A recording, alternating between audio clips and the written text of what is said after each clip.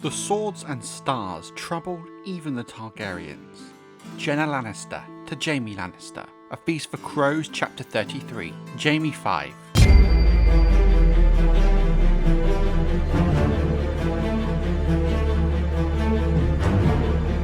King Maegor Targaryen's rise as king was quick and effective, and before anyone could truly oppose him, he had been crowned, retaken control of King's Landing, and dealt the Faith uprising a huge blow. The burning of the Sept of Remembrance, as well as his victory in his trial of 7, had sent a message across the realm that Maegor Targaryen was not his brother Aenys, but a king forged with much stronger steel. In truth, defeating the Faith Militant within King's Landing was impressive, but Maegor's war against the Faith had just begun, as pockets of unrest remained up and down the Seven Kingdoms. It would continue for the remainder of his reign in one form or another.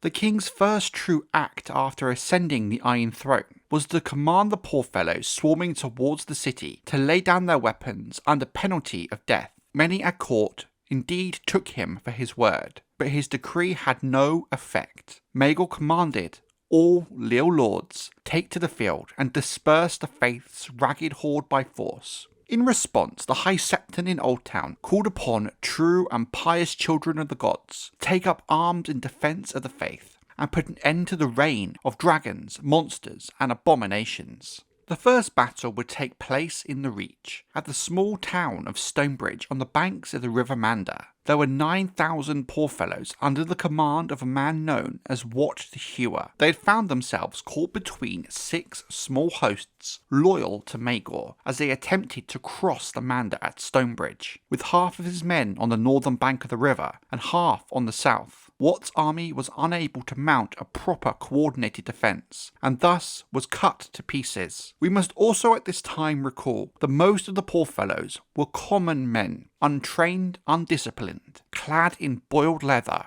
rough spun, and scraps of rusted steel, and armed largely with woodmen's axes, sharpened sticks, and the lucky few with farming implements. It is not a surprise they had little battle coordination and proved utterly unable to stand against the charge of armoured knights on heavy horses. So grievous was the slaughter that the Manda ran red with blood for 20 leagues for days after. From then on, the town that had been Stonebridge and its nearby castle came to be known as Bitterbridge, and in the coming centuries, Bitterbridge would certainly prove itself worthy of that name. Wat the Hewer himself was taken alive, though not before slaying half a dozen knights, amongst them Lord Meadows of Grassy Vale, the commander of the king's largest host. The giant was delivered to King's Landing in chains. What did she care what Maegor the Cruel had decreed 300 years ago? Instead of taking the swords out of the hands of the faithful, he should have used them for his own ends. The Thoughts of Cersei Lannister, A Feast for Crows, Chapter 28, Cersei 6. By the time Wat the Hewer had been delivered to King's Landing, a second band of poor fellows, led by the pious knight Sir Horys Hill, had reached the banks of the Green Fork of the Blackwater, with an even larger host. Close to 13,000 poor fellows, if some chroniclers can be believed. This host was different, however. Their ranks stiffened by the addition of 200 well-trained and armed mounted warrior sons from Stony Sept, and the household knights and feudal levies of a dozen rebel lords from the Westerlands and Riverlands. Joining them was Lord Rupert Folwell, famed as the fighting fool who led the ranks of the pious who had answered the High Septon's call. With him rode Sir Lionel Lorch, Sir Alan Terrick, Lord Christopher Wayne, Lord John Leicester, and many other purist knights. Together, the army of the faithful amounted to 20,000 men, no small number and no easy task for a conventional army to deal with. King Maegor's army was of like size. However, the king had almost twice as many armoured horsemen, as well as a large contingent of longbowmen. But most important of all, the king himself was riding Balerion the Black Dread. Even so, the battle proved a savage struggle. The fighting fool slew 2 knights of the Kingsguard before he himself was cut down by the Lord of Maidenpool. Big John Hogg, fighting for the king, was blinded by a sword slash early in the battle, yet managed to rally his men and lead a charge that broke through the lines of the faithful and put the poor fellows to flight. A rainstorm dampened Balerion the Black Dread's dark fires, but could not quench them entirely, and amidst smoke and screams, King Maegor descended again and again to serve his foes with flames. By nightfall, victory was Maegor's, and the remaining poor fellows threw down their axes and steamed away in all directions. The triumphant Maegor returned to King's Landing to seat himself once more upon the Iron Throne in the rising Red Keep.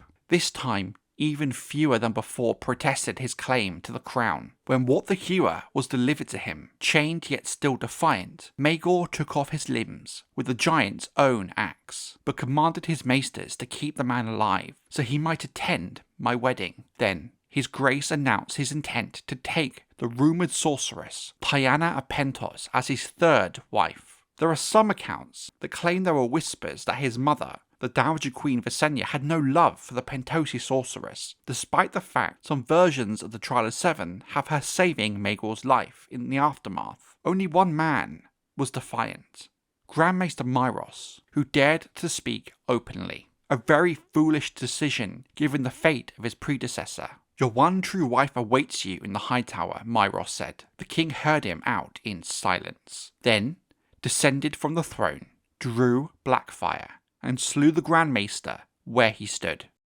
The old High Septon told my father the king's laws are one thing, and the laws of gods another. Aegon Targaryen to Duncan the Tall, a knight of the Seven Kingdoms, the sworn sword. Maegor Targaryen and Tyanna of Pentos were wed atop the Hill of Rhaenys, amidst the ashes and bones of the warriors' sons who had died there. It is said that Maegor had put a dozen Septons to death before he found one willing to perform the ceremony. Wat the Hewer, limbless, was kept alive to witness the marriage. King Aenys' widow, Queen Alyssa, was present as well, with her younger children, Viserys, Jaehaerys, and Alysanne. There were some who claim that it was a visit from Dowager Queen Visenya and Vhagar that had persuaded her to leave her sanctuary on Driftmark and return to court, where Alyssa and her brothers and cousins of House Velaryon paid homage to Maegor as the true king. The widowed queen was even compelled to join the other ladies of the court in disrobing Maegor and escorting him to his bedchamber to consummate his marriage, a bedding ceremony presided over by the king's second wife, Alice Haraway. That task done, Alyssa and the other ladies took their leave of the royal bedchamber, but Alice remained, joining the king and his newest wife. Many would take Queen Alyssa's attendance and homage to Maegor as her recognising Maegor's claim to the throne, which only weakened her own son Prince Aegon's claim to it. Regardless of how much of this was done willingly by Alyssa, and how much was at the encouragement of the Dowager Queen and her dragon, doesn't really matter.